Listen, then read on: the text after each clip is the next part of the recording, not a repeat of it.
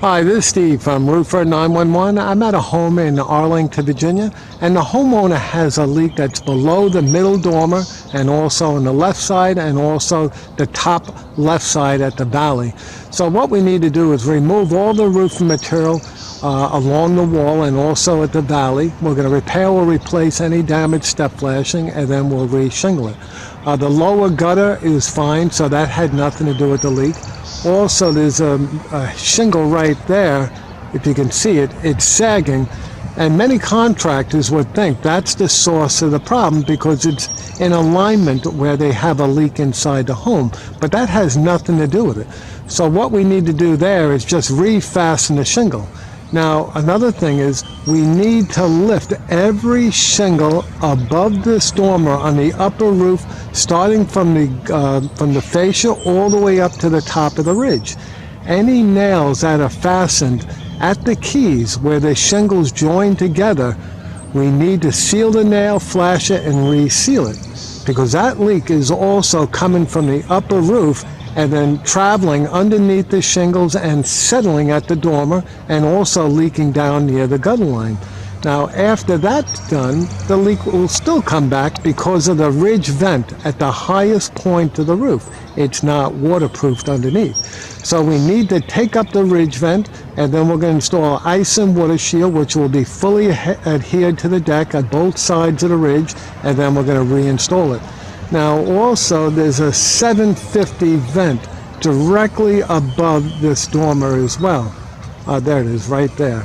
So we need to take up all the roofing around that, install ice and water shield, and re-shingle it, because that leak is coming from the upper roof also and settling down. Thankfully, the homeowner opened up the ceiling where you can see inside the attic, and I'll show you exactly what I mean. Okay, now I'm inside the home.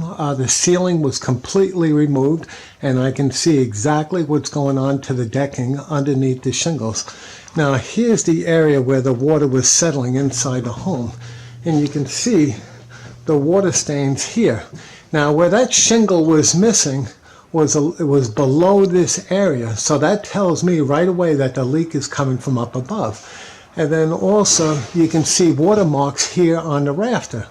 So this leak is doing exactly what I thought. Some of the water is traveling on top of the rafter.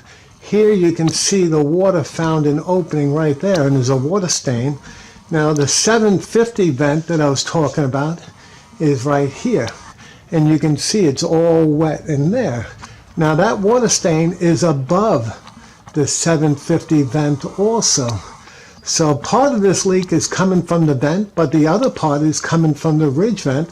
So what's happening is the water is getting underneath the ridge vent high enough to where the shingles were cut. Then the water will curl over and under the shingle and travel underneath the roofing shingles. And wherever the water finds an opening, like a tear in the felt or a vent, that's where the water will settle. So with this leak, we have to focus on everything. And like I mentioned, the ridge vent, the 750 vent, and we need to raise every roof shingle from the ridge all the way down to the bottom. And any nails that are exposed at the joint, the keys, we need to fix that as well. Because if we don't, this is going to be an ongoing leak. And you can see there's a water stain here, and then also over here on the rafter. And this is where all the water is settling. Now, once the insulation inside the wall becomes saturated, that water will settle on the first floor, and it can cause a flood.